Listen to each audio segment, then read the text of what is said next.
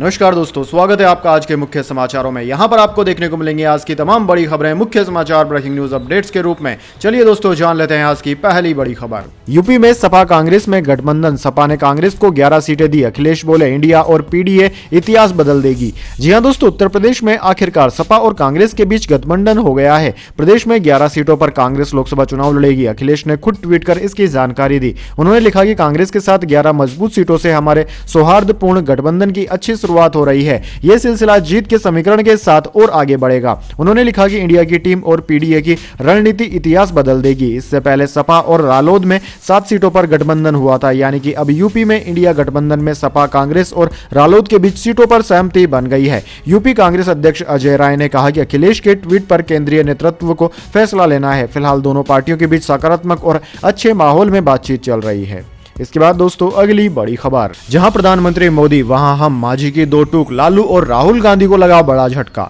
जी हां दोस्तों, बिहार में राजनीतिक संकट जारी है। सूत्रों के मुताबिक जेडीयू और राजद दोनों में ही हलचल की स्थिति है। अब तक स्थिति स्पष्ट नहीं हो पाई है कि बिहार में सरकार स्थिर है या गिरने वाली है। नीतीश, लालू, तेजस्वी का साथ छोड़कर एक बार फिर एनडीए में जाने वाले हैं। वहीं दोस्तों हर दल अपनी ओर से जोड़तोड़ में लग गया है। इसी बीच बड़ी खबर जीतन राम मांझी की पार्टी HAM हम से आई है। मांझी की पार्टी हम ने शनिवार को विधायक दल की बैठक की। बैठक खत्म होने के बाद सामने आया कि वह एनडीए के साथ ही है। मांझी की ओर से दो टूक कहा गया है कि जहां पीएम मोदी वहां हम। इसके इस कथन से जहां तेजस्वी यादव को बड़ा झटका लगा है, तो वहीं राहुल गांधी के लिए भी ये करारे झटके वाली बात है। वहीं दोस्तों बिहार में पल पल सियासी समीकरण बदल रहे हैं। इसी बीच सामने आया था कि सूबे के पूर्व मुख्यमंत्री और HAM के मुखिया जीतन राम मांझी से कांग्रेस नेता राहुल गांधी ने फोन पर बात की है। हालांकि दोस्तों खबर यह भी है कि नीतीश कुमार रविवार सुबह ही इस्तीफा देने वाले हैं।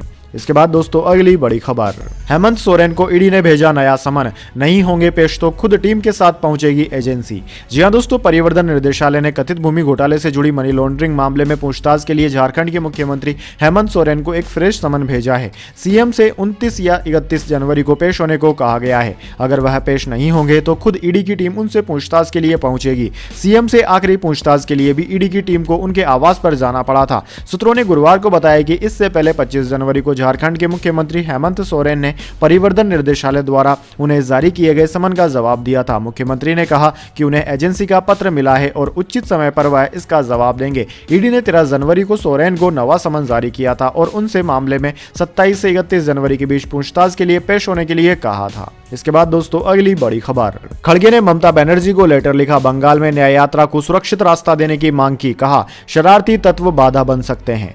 जी हां दोस्तों, असम के बाद राहुल गांधी की भारत जोड़ो न्याय यात्रा पश्चिम बंगाल में एंट्री कर चुकी है। इसी बीच कांग्रेस अध्यक्ष मल्लिकार्जुन खड़गे ने यात्रा में किसी तरह की बाधा या परेशानी न हो, इसके लिए पश्चिम बंगाल की मुख्यमंत्री ममता बनर्जी को लेटर लिखा है। उन्होंने ममता बनर्जी से यात्रा को सुरक्षित मार्ग सुनिश्चित करने की मांग की है। खड़गे ने लेटर में ममता से कहा कि आपको पता ही होगा कि आपके पड़ोसी राज्य असम में न्याय यात्रा को रोकने की कोशिश की गई। यह राजनीतिक उकसावे पर किया गया है, लेकिन हमारे कैडर ने इसका बहादुरी से सामना किया। अब यात्रा अगले कुछ दिनों में बंगाल से होकर गुजर रही है। मुझे अवगत कराया गया है कि कुछ शरारती तत्व फिर से यात्रा में बाधा बन सकते हैं, इसलिए सुरक्षा सुनिश्चित करें। इसके बाद दोस्तों अगली बड़ी खबर, अरविंद केजरीवाल बोले 7 विधायकों को 25 करोड़ ऑफर किए गए। भाजपा की दिल्ली सरकार गिराने की साजिश, चाहते हैं मुझे अरेस्ट करें फिर MLA तोड़े।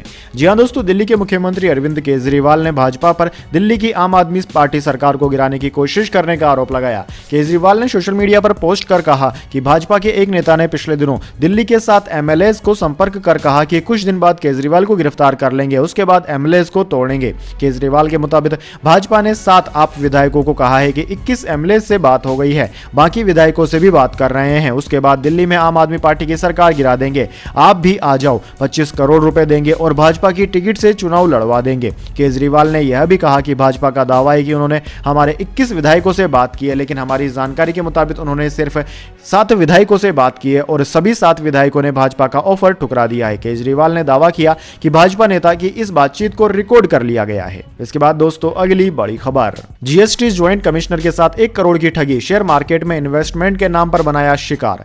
जी हां दोस्तों, राजस्थान के फलोदी में तैनात joint commissioner GST Ravindra Pal Singh मांडा के साथ शेयर बाजार में निवेश के नाम पर 1 करोड़ रुपए से ज्यादा की धोखाधड़ी का मामला सामने आया है। ज्वाइंट कमिश्नर शिविंद्र पाल सिंह ने एक शेयर मार्केट में निवेश करने के लिए टिप देने वाली कंपनी में निवेश किया था, लेकिन 1 महीने में ही जब कुछ कमाई हुई तो उन्हें लगा कि धोखाधड़ी हो रही है, जिसके बाद उन्होंने रातानाड़ा थाने में FIR दर्ज करवाई। पीड़ित ने अपनी शिकायत में बताया कि उसके पास 5 दिसंबर नंबर को व्हाट्सएप पर मैसेज आया जिस पर लिखा था कि वो शेयर मार्केट में निवेश के लिए गाइड करते हैं। हमारी टीम के अर्जुन शर्मा व समीर मल्होत्रा आपकी सहायता करेंगे। इसके बाद उन्होंने कुर्तो फंड नाम की कंपनी में इंस्टीट्यूशनल अकाउंट खोला जो पूरी तरह से ऑनलाइन ट्रेडिंग प्लेटफॉर्म है। इस पर शेयर की ट्रेडिंग होती है। अकाउंट खोलने के बाद अर्जुन और समीर के नंबर से रविंद्र पाल को मैसेज मिलने लगे। आरोपियों के कहने पर उन्होंने 14 दिसंबर से 20 जनवरी तक 1,07,55,000 रुपए अलग अलग बैंक अकाउंट में जमा करवाए, लेकिन उन्हें किसी तरह का कोई फायदा नहीं हुआ। इसके बाद दोस्तों अगली बड़ी खबर, लोकसभा इलेक्शन 2024 लोकसभा चुनाव के लिए बीजेपी ने जारी की राज्य प्रभारियों की लिस्ट।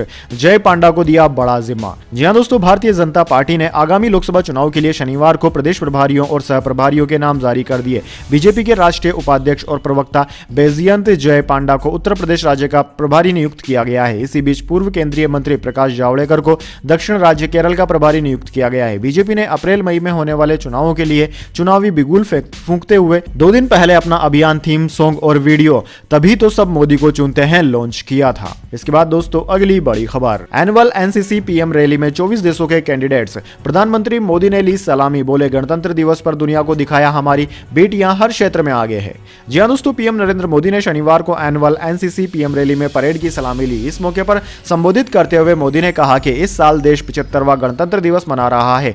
कल कर्तव्य पथ पर हमने देखा कि यह सेलिब्रेशन महिला केंद्रित था। हमने दुनिया को दिखाया कि भारत की बेटियां कितना अद्भुत काम कर रही है। हमने दिखा दिया कि भारत की बेटियां हर क्षेत्र में नई ऊंचाइयां हासिल कर रही है। एक पूर्व एनसीसी कैडेट होने के नाते जब भी मैं आपको संबोधित करने आता हूं, मुझे अपने अनुभवों और यादों का फ्लैशबैक मिलता है। इसके बाद दोस्तों अगली बड़ी खबर, हुती विद्रोहियों ने ब्रिटिश ऑयल टैंकर को बनाया निशाना। भारतीय नौसेना ने मदद के लिए अदन की खाड़ी में तैनात किया डिस्ट्रॉयर।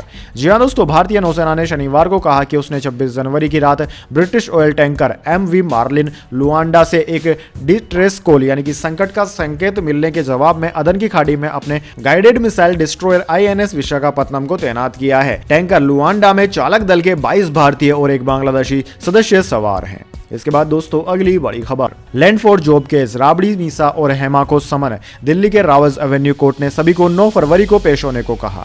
जी हां दोस्तों, लाली परिवार की मुसीबतें बढ़ती दिख रही है। रेलवे में जमीन को लेकर नौकरी देने के मामले में दिल्ली के रावज एवेन्यू कोर्ट ने बिहार की पूर्व CM राबड़ी देवी, उनकी बेटी मीसा भारती, हेमा यादव और अन्य आरोपियों को समन जारी किया है। दिल्ली के रावज एवेन्यू कोर्ट ने ईडी की चार्जशीट पर संज्ञान लेते हुए सभी आरोपियों को 9 फरवरी को अदालत में पेश होने को कहा है। अदालत ने व्यवसायी अमित कात्याल के लिए प्रोटेक्शन वारंट भी जारी किया है, जो फिलहाल न्यायिक हिरासत में है। विशेष न्यायाधीश विशाल गोगने ने आदेश पारित करते हुए कहा कि संज्ञान लेने के लिए पर्याप्त आधार हैं।